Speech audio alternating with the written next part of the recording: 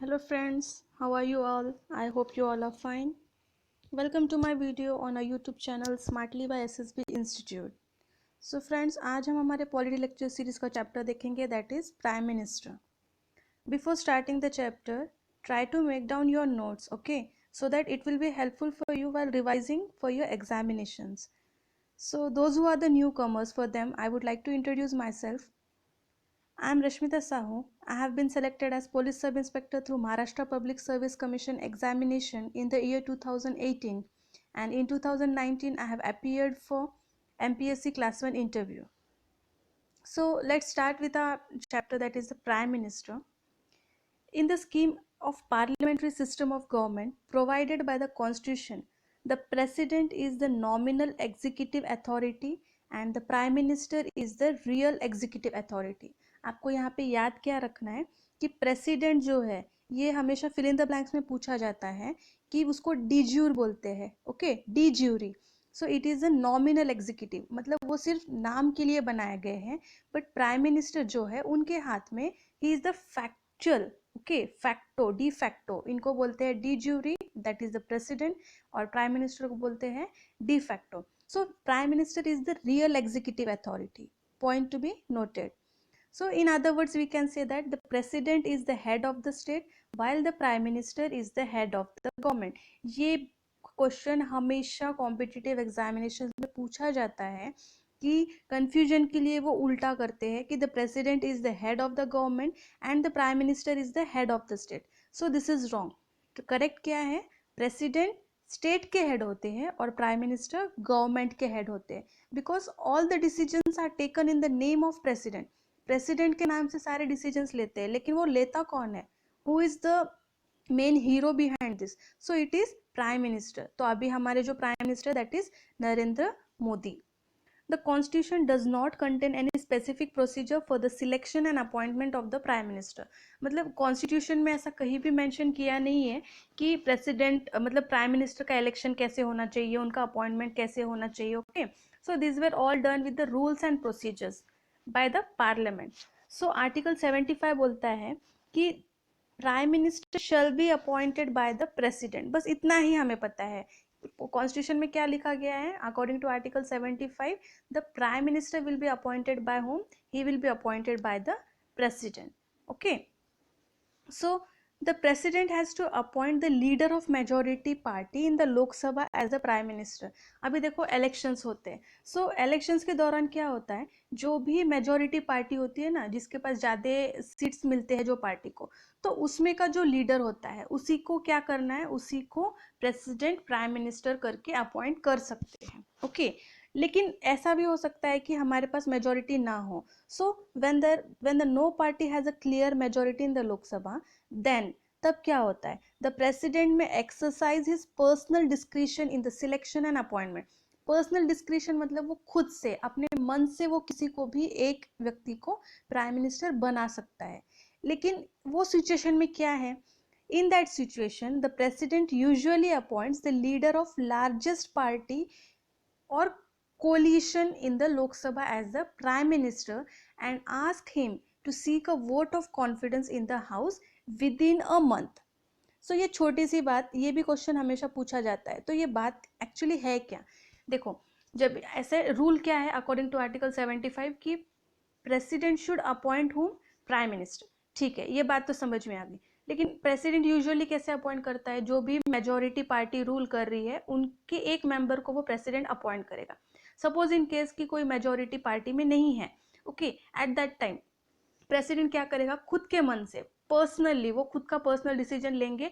और वो क्या करते हैं यूजुअली, जो भी पार्टी को, even though it's not a majority, लेकिन जो पार्टी को ज़्यादा सीट्स मिले हैं, या तो फिर जब वो पार्टी का जो कोलिशन होता है, कोलिशन मतलब मिक्सअप, जैसे 2-3 पार्टी साथ में आती है ना, उसको बोलते हैं कोलिशन. तो वो जब पार्टी का कोलिशन होता है और जो मेजोरिटी बनती है ना, उसमें से वो एक इंसान को, एक व्यक्ति को, एक पर्सन को प्राइम मिनिस्टर बनाते हैं. And he ask him to seek a vote of confidence. Prime minister बना दिया इन सेंस उसको वोट ऑफ कॉन्फिडेंस मिलना चाहिए ना, कि 1 महीने के अंदर उनको वोट ऑफ कॉन्फिडेंस मिलना चाहिए. ठीक है, so this is the rule. Okay, so if on the death of an incumbent prime minister, the ruling party elects a new leader. ठीक है, अगर मतलब अभी जो प्राइम मिनिस्टर बनाया है उनकी अगर अनफॉर्चुनेटली डेथ होती है तो जो पार्टी रूल कर रही है वो एक न्यू लीडर को अपॉइंट करती है एज अ प्रेसिडेंट। तो in this situation the president has no choice, उनका खुद का कोई चॉइस नहीं होता है। जो पार्टी ने बनाया है after death of the present prime minister, जो भी उन्होंने न्यू लीडर को प्राइम मिनिस्टर बनाया है, तो उस प्रेसिडेंट को बस उन्हीं को यस बोलना पड़ता है, उनके पास कोई चॉइस नहीं होता है।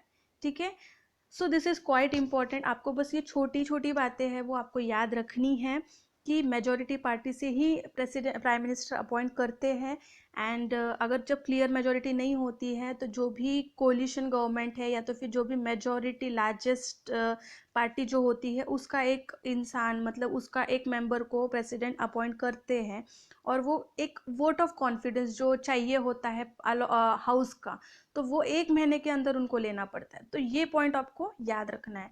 अगर कभी किसी अनफॉर्चुनेटली कभी किसी प्राइम मिनिस्टर की डेथ होती है at the time of office, तो जब जो भी रूलिंग पार्टी है, सपोज अभी हमारी रूलिंग पार्टी कौन सी है, दैट इज बीजेपी। सो तो बीजेपी क्या करेगी, उन्हीं के कोई मेंबर को एक पार्टी का मतलब एक पार्टी के मेंबर को वो प्राइम मिनिस्टर के ऐसे बोलेगी and the president has to listen.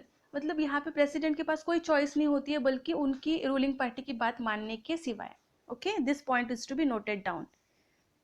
1997 में क्या हुआ था, the Supreme Court he said that a person who is not a member of either house of the parliament can be appointed as a prime minister for 6 months, within which he should become a member of either house of the parliament। मतलब 1997 में क्या बोला था supreme court ने कि president मतलब prime minister बनने के लिए अगर वो लोकसभा राज्यसभा का या कोई भी मेंबर, कोई भी हाउस का मेंबर नहीं है तो भी वो प्राइम मिनिस्टर बनाया जा सकता है। बट 6 महीने के अंदर उनको वो मेंबर का मतलब आइदर लोकसभा राज्यसभा, उनको वहाँ के मेंबर का एक मेंबर बनना पड़ता है। ओके, वहाँ के हाउस का। सो अगर ऐसा नहीं हुआ सो he will B Cs to be a prime minister, तो वो प्राइम मिनिस्टर पद से निकाल दिए जाएंगे। Constitutionally this is very important, the prime minister may be a member of any of the two houses. ऐसा नहीं है कि जैसे कि हमने देखा था कि क्वालिफिकेशन के समय president should be a member of Lok Sabha, member means he should qualify to be a member, और जो हमने वाइस प्रेसिडेंट देखा था कि he should be qualified to be a member of Rajya Sabha. लेकिन प्राइम मिनिस्टर में ऐसा नहीं है। कॉन्स्टिट्यूशनली मेंशन क्या किया गया है कि he can be member of any house, Lok Sabha और राज्यसभा। फॉर एग्जाम्पल हम लोग देखते हैं Indira Gandhi, Deve Gowda and Manmohan Singh, they were from where, they were from Rajya Sabha. लेकिन अभी हमारे जो प्राइम मिनिस्टर है Narendra Modi ji, he is from which house, please comment me. Okay, लेकिन ब्रिटेन में क्या है, the prime minister should be a member of lower house. ठीक है, ब्रिटेन में ये कॉन्स्टिट्यूशनली मेंशन किया गया है कि प्राइम मिनिस्टर जो है वो कि लोअर हाउस के होने चाहिए। Lower house means what, Lok Sabha, in our terms, in Indian terms. Okay, लेकिन इंडिया सिस्टम में कैसा है, कॉन्स्टिट्यूशन में क्या क्या बोला गया है, उन्होंने बताया कि prime minister can be member of any house. ठीक है, this you should note it down. अभी हम देखेंगे ओथ, टर्म एंड सैलरी। तो ओथ कौन देता है, president. The president administers the oath to the prime minister. तो उनके ओथ में ही says that he will bear the true faith and allegiance to the constitution, he will uphold the sovereignty and integrity, he will faithfully and conscientiously discharge the duties, and he'll do the right to all the manners of people। ठीक है, ये जो सारे 4 points है ना, it's not मतलब कि आपको ये याद ही होने चाहिए, बट समटाइम्स इट वो मतलब आपकी एक रीडिंग से जाने चाहिए। बिकॉज क्या होता है ना कि एग्जाम में कभी कभी इसको डायरेक्टली पूछते हैं कि प्राइम मिनिस्टर, प्रेसिडेंट, इनके जो ओथ होते हैं ना उसके पॉइंट्स आपको थोड़े बहुत याद रखने हैं। In his oath of secrecy, the Prime Minister swears that he will not directly or indirectly communicate or reveal to any persons any matter that is brought under his consideration। तो वो उनके oath of secrecy में वो और एक जो oath लेते हैं ना, तो वो क्या बोलते हैं, जो भी मतलब उनके जो भी आसपास के लोग हैं या उनके रिलेटिव्स हो, टर्म्स हो, तो उनके पास जो भी काम आता है या तो फिर जो भी कम्युनिकेशन होता है, so he will not be revealing it to any person. मतलब वो किसी को बाहर बताएंगे नहीं, ऑफिस का काम बस ऑफिस में ही रहेंगे। सो this is one type of oath of secrecy. Okay, the term of prime minister is not fixed, मतलब ये जैसे कि प्रेसिडेंट का 5 years है, वाइस प्रेसिडेंट का 5 years है, वैसे इनका फिक्स नहीं है, it is not fix. He holds the office during the pleasure of president, जब तक प्रेसिडेंट चाहे तब तक प्राइम मिनिस्टर रह सकते हैं। सो इसका मीनिंग ये है, during the pleasure of president मतलब जब तक प्रेसिडेंट की इच्छा है तब तक वो रह सकते हैं। वंस द प्रेसिडेंट फील्स कि नहीं, तो बस उनको सीट से निकाला जा सकता है। This does not mean that the president can dismiss the prime minister eight any time. निकाला तो जा सकता है लेकिन कभी भी नहीं निकाल सकते, उनके भी कोई टर्म्स एंड कंडीशंस होते हैं। जब तक लोकसभा में मेजॉरिटी सपोर्ट होता है, ठीक है, जब तक प्राइम मिनिस्टर का एक मेजॉरिटी सपोर्ट लोकसभा से उन्हें मिलता है तब तक प्रेसिडेंट उन्हें निकाल नहीं सकते। वंस ही लूजेस, मतलब जब भी मेजॉरिटी खत्म, तब president can directly remove him. However, if he loses the confidence of Lok Sabha, he must resign or the president can dismiss him. ठीक है, रिसेंटली 2019 में नो कॉन्फिडेंस मोशन पास किया गया था और मतलब लोग अपने प्राइम मिनिस्टर के अगेंस्ट, तो it was the Congress government along with some other party also. So वहाँ पे क्या हुआ था, लो कॉन्फिडेंस जो मोशन था, ठीक है, नो कॉन्फिडेंस मोशन, तो वो पास ठीक से नहीं हो पाया था। जो भी एलिगेशंस लगे थे वो सक्सेसफुली उन्होंने ठीक से नहीं पेश किए थे, इसीलिए क्या हुआ था, इट वाज टोटली लॉस्ट। लेकिन अगर पास हो जाता लोकसभा में, तो तब प्राइम मिनिस्टर जी को रिजाइन करना कंपलसरी था।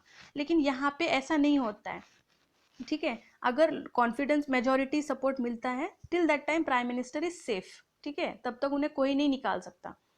The salaries and allowances of the prime minister are determined by the parliament. ये भी आपको याद रखना है, कौन डिटरमाइन करती है कितनी सैलरी देना है, कितने अलाउंसेस देना है, सो इट इज पार्लियामेंट, ठीक है। He gets the salary and allowances that are payable to a member of, मतलब जो भी पार्लियामेंट के मेंबर्स होते हैं ना, तो उनको जितना सैलरी मिलता है उतना ही प्राइम मिनिस्टर को भी सैलरी मिलता है, मतलब उसके अकॉर्डिंगली, ठीक है, okay. So now we'll be seeing some powers and functions of the Prime Minister with relation to Council of Ministers and others. So first हम लोग देखेंगे Council of Minister को related क्या powers होते हैं। So the Prime Minister enjoys the following powers as the head of the Union Council of Ministers. He recommends the persons who can be appointed as the ministers. ठीक है, वो president को बोलता है कि कौन से मेंबर को कौन सा पोर्टफोलियो देना चाहिए, ठीक है। The president can appoint only those persons as ministers who are recommended by the prime minister. मतलब प्रेसिडेंट उन्हीं को प्राइम मिनिस्टर जो रिकमेंड करते हैं, बस उन्हीं को ही वो मिनिस्टर्स पोर्टफोलियोज वो दे सकते हैं, ठीक है। तो यहाँ पे क्या हो गया कि प्राइम मिनिस्टर का जो वेट है दैट इज व्हाट, मतलब बहुत इंपॉर्टेंट है। He allocates and reshuffles various portfolios among the ministers, मतलब मिनिस्टर्स को, जैसे नहीं अभी ट्रांसपोर्ट मिनिस्टर चेंज करना है तो वो किसी और को दे सकते हैं, या तो फिर वुमेन एंड चाइल्ड डेवलपमेंट जो मिनिस्टर है वो किसी और को दे सकते हैं। मतलब he can reshuffle, he can allocate or he can reshuffle the portfolio. He can ask a minister to resign, वो कोई भी मिनिस्टर को रिजाइन करने के लिए बोल सकते हैं, या can he can advise the president को मतलब कभी भी कुछ अगर प्राइम मिनिस्टर की बात सुनी नहीं गई या तो फिर कुछ डिफरेंस ऑफ ओपिनियन आ गया वो लोगों में, तो प्रेसिडेंट को एडवाइस करते हैं कि this minister should be removed, okay. He presides over the meeting of Council of Ministers and influences its decision. So Council of Ministers जो होते हैं तो उनकी जो मीटिंग के हेड है तो वो कौन है, he is Prime Minister. He guides, he directs and controls and coordinates the activities of all the ministers. जो भी ministers है उनको कंट्रोल में कौन रखता है, प्राइम मिनिस्टर रखता है। He can bring about the collapse of Council of Ministers by resigning from the office. ठीक है, जो अगर उनको चाहिए, ऐसा तो कभी हुआ नहीं है और कभी होता भी नहीं है यूजुअली, लेकिन अगर उनको चाहिए कि ये काउंसिल ऑफ मिनिस्टर्स नहीं चाहिए तो एट दैट टाइम वो क्या करते हैं, वो खुद रिजाइन करते हैं। अगर वो खुद से उन्होंने अगर रिजाइन दे दिया ना, तो तब council of ministers automatically dissolve हो जाते हैं। आपको ये बात याद रखनी है, whenever the prime minister resigns from his office, at that time the council of ministers automatically gets dissolved, okay. Since the Prime Minister stands at the head of the Council of Ministers, the other ministers cannot function when the Prime Minister resigns or dies. ठीक है, जैसे कि हमें पता है prime minister पूरे council of ministers के head होते हैं, तो तब वो जब वो ऑफिस में नहीं रहते तो अदर मिनिस्टर्स, मतलब जो भी उनके काउंसिल ऑफ मिनिस्टर्स है, they can not function properly, ठीक है। द रेजिग्नेशन और death of a prime minister automatically dissolve the council of minister. मैंने अभी बताया था कि जब भी प्राइम मिनिस्टर रिजाइन करते हैं या तो उनकी अनफॉर्चुनेटली जब कुछ डेथ होती है, at that time the council of minister automatically gets dissolve. Okay, the resignation or death of any other minister, on the other hand, merely creates a vacancy which the prime minister may or may not like to fill। अभी देखो, अगर prime minister resign कर रहे हैं तो council of minister automatically resign करेंगे, automatically वो dissolve हो जाएंगे। लेकिन अगर कोई मिनिस्टर, ठीक है, अगर कोई मिनिस्टर की डेथ होती है या तो फिर वो रिजाइन करते हैं, तो at that time prime minister के ऊपर डिपेंड होता है कि उन्हें वो वैकेंसी फिल करनी है या नहीं करनी है। ठीक है, सिंपल। जब भी प्राइम मिनिस्टर मतलब जब घर का बड़ा इंसान चला जाता है ना, तो सारे इंसान क्या हो जाते हैं, ऑटोमेटिकली दे मतलब वो सबसाइड हो जाते हैं, वो क्या हो जाते हैं, वो खत्म हो जाते हैं। लेकिन अगर कोई मेंबर, घर का मेंबर अगर कुछ किसी को कुछ होता है, ठीक है, तो at that time we can manage. तो वो घर के बड़े मेंबर पे डिपेंड करता है कि उसे रिप्लेस करना है या नहीं। इट इज अ मतलब नॉर्मली एग्जांपल दे रही हूँ because you should understand, don't take it seriously. Okay, तो अभी हम लोग देखेंगे, काउंसिल ऑफ मिनिस्टर्स का देखा था, हम प्रेसिडेंट को रिलेटेड उनके फंक्शंस देखते हैं। So the prime minister enjoys the following powers, like he is the principal channel of communication between the president and the council of ministers। तो प्रेसिडेंट और काउंसिल ऑफ मिनिस्टर्स की जो भी बातचीत है वो एक दूसरे को कौन पहुंचाता है, it is the prime minister. It is the duty of the prime minister. उनकी ड्यूटी क्या है, to communicate to the president all the decisions of the council of ministers relating to the administration of the affairs of the union and proposals for the legislation। आपको याद बस इतना रखना है कि प्रेसिडेंट को सारे डिसीजंस जो भी काउंसिल ऑफ मिनिस्टर्स लेता है वो कम्युनिकेट करना, वो बताना, ये किसका काम है, प्राइम मिनिस्टर का। ठीक है, और काउंसिल ऑफ मिनिस्टर जो डिसीजन लेता है वो प्रेसिडेंट को बताना किसका काम है, प्राइम मिनिस्टर का। Okay, to furnish such information relating to the administration of the affairs of the union and proposals for legislation as the president may call for। ठीक है, if the president so requires, he should submit for the consideration of the council of ministers any matter on which a decision has been taken by a minister but which has not been considered by the council। Don't मतलब आप इतना परेशान मत होना, यहाँ पर बस आपको इतना याद रखना है कि what he is the channel of communication between the president and the council of minister. ठीक है, अगर आपने ये पॉइंट ए बी सी याद नहीं रखा तो भी with exam point of view चलेगा, बट अगर एक्स्ट्रा नॉलेज चाहिए तो आपको ये याद रखना है। But exam point of view से बस आपको इतना याद रखना है कि ही is the channel of communication between the president and the council of minister. Okay, he advises the president with regard to the appointment of important officials। मतलब वो प्रेसिडेंट को एडवाइस करते हैं कि किसको अटॉर्नी जनरल बनाना है, किसको कैग अपॉइंट करना है, किसको यूपीएससी के मेंबर्स बनाना है, किसको इलेक्शन कमिश्नर्स बनाना है, किसको चेयरमैन और मेंबर्स बनाने हैं, finance commission and respective so on. ठीक है, that is advice given to the prime minister. मतलब प्राइम मिनिस्टर एडवाइस देते हैं किसको, प्रेसिडेंट को। ओके, तो हम अपने काउंसिल ऑफ मिनिस्टर के रिलेशन में देख लिया, प्रेसिडेंट के रिलेशन में देख लिया, अब हम पार्लियामेंट के रिलेशन में देखेंगे। सो द प्राइम मिनिस्टर, जैसे कि हमें पता है, he is the leader of the lower house, so he enjoys the following powers. He advises the president. Advises मतलब प्रेसिडेंट को वो एडवाइस देते हैं with regard to summoning and proroguing of the sessions. So ये summoning and प्रोरोगिंग जो है ना, हम लोग पार्लियामेंट जब चैप्टर देखेंगे तो डिटेल में देखेंगे। टिल देन आप बस इतना ध्यान में रखिए, समनिंग मतलब जब भी सपोज कोई हाउस का सेशन चालू है, एट दैट टाइम अगर कुछ ठीक से नहीं होता है, मतलब वहाँ पे कुछ अगर लड़ाई या फाइट्स इश्यूज कुछ होते हैं, at that time the president has the right to summon. Summon मतलब स्थगित बोलते हैं ना, स्थगिति देते हैं। और प्रोरोगिंग द मीन्स वर्ड कि ये समनिंग का जो सेशन है वो थोड़े टाइम के लिए स्थगित होता है, लेकिन प्रोरोगिंग मतलब क्या है ना, अनलिमिटेड टाइम के लिए होता है। Okay fine, he can recommend dissolution to the Lok Sabha, dissolution of the Lok Sabha to the president at any time. मतलब वो ऐसे प्रेसिडेंट को रिकमेंड कर सकते हैं कि बस अभी लोकसभा को डिसॉल्व करना है। Okay, he announces the government policies on the floor. अभी जो भी नए नए पॉलिसीज होते हैं ना, ये योजना वो योजना, तो ये कौन अनाउंस करता है, तो it's announced by prime minister. Okay okay, तो अभी हम थोड़े अदर फंक्शंस देखेंगे उनके। So he is the chairman of, आपको ये याद रखना है, ये क्वेश्चन हमेशा पूछा जाता है, he is the chairman of the planning commission, NDC, that is National Development Council, NIC, that is National Integration Council, Interstate Council, and National Water Resource Council. This point is very important. He plays a significant role in shaping the foreign policy of the country. ठीक है. He is the chief spokesman of the union government. Chief spokesman इन्हें क्यों बोला गया है? Because जो मैंने बोला था कम्युनिकेशन लिंक जो है ना, ठीक है, तो वो यूनियन गवर्नमेंट की जो भी कम्युनिकेशन लिंक है वो कौन है? प्राइम मिनिस्टर है. He is the crisis manager in chief at the political level during emergencies.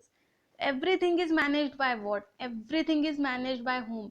तो वो प्राइम मिनिस्टर है, जस्ट प्रेसिडेंट का एक नाम दिया गया है. Okay. As a leader of the nation, he meets various sections of the people in different states and receive memoranda from them regarding their problems and so on. He is the leader of party in power. ठीक है. तो it is some, ये सारे जो भी functions है ना, आपको ये थोड़े बहुत, ये जब एक दो बार आपका रिवीजन हो जाएगा, एट दैट टाइम आपको खुद को रियलाइज होगा कि आपको ये याद हो चुका है. ठीक है. बस यहाँ के हमको आर्टिकल्स जो होते हैं ना वो ठीक से याद रखने पड़ते हैं.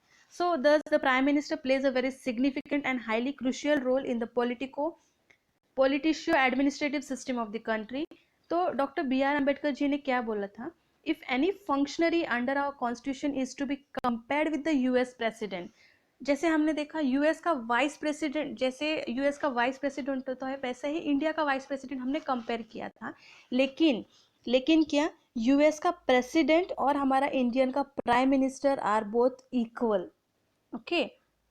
हमारा प्रेसिडेंट और यूएस का प्रेसिडेंट इक्वल नहीं है. जैसे हमारे प्राइम मिनिस्टर के आगे सब कुछ काम हम लोग, जैसे हमारा इंडिया चल रहा है अभी, वैसा यूएस का प्रेसिडेंट से चलता है. ओके.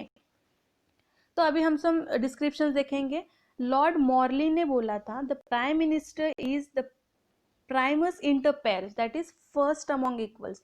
ये हमेशा मैच द कॉलम्स में ये पूछा जाता है. So you should know this कि लॉर्ड मॉर्ले ने क्या बोला था? Primus inter pares, that is first among equals. Okay. Herbert Morrison ने क्या बोला था कि as the head of the government the prime minister is primus inter pares as the head of the government. यहाँ पे थोड़े बहुत जो वर्ड्स है ना आपको ये याद रखना है. लॉर्ड मॉर्ले ने बोला था कि Primus first among equals, that is primus inter pairs, लेकिन हर्बर्ट मैरिसन ने क्या ऐड किया? He said that it is what? as the head of the government. ठीक है. सर विलियम वर्नर हैरकॉट ने क्या बोला था? he described it as interstellar luna minors, मतलब a moon among lesser stars. ये a moon among lesser stars, ये आपको याद रखना है. जेनिंग्स ने बोला था he is rather a sun around which planet revolves. H.J. लेस्की ने बोला था the pivot around which the entire governmental machinery revolves. H.R.G. Greaves ने बोला था the government is the master of the country and the prime minister is the master of the government. Munro ने describe किया था he is the captain of the ship of the state. Munro ने बोला था he is the captain of the ship of the state. Ramsay Muir ने बताया था the prime minister is the steersman of the steering wheel of the ship of the state. So friends ये आपको match the following में ये column A में इनके जो जिसने रोल्स को डिस्क्राइब किए हैं वो पर्सन्स के नाम दिए जाते हैं और उन्होंने जो डिस्क्रिप्शन दिया है वो नाम दिया जाता है. सो कोई भी एग्जाम्स में ना ये हमेशा कभी ना कभी अगर उनको प्राइम मिनिस्टर पे फोकस करना है so this question roles and description का ये पूछा जाता है. So will be seeing some articles now. Article 74 बोलता है the council of ministers is present to aid and advise the president. ठीक है. आर्टिकल 75 क्या बोलता है? हमने देखा था other provisions as to ministers plus what कि there will be a president, मतलब प्राइम मिनिस्टर को अपॉइंट कौन करेगा? प्रेसिडेंट करेगा. So this is included in article 75. Article 77 बोलता है there will be a conduct of business of the government of India. And article 78 बताता है the duties of prime minister as respect to the furnishing of information to the president. So this 4 articles आपको याद रखने, that is article 74, 75, 77 and 78. ठीक है. so this was all from my side. if you have any questions you can ask me in the comment sections and try to revise the lecture, try to watch it again. if you have any doubts please comment me. okay, till then bye bye, take care. we'll be meeting in our next chapter. thank you.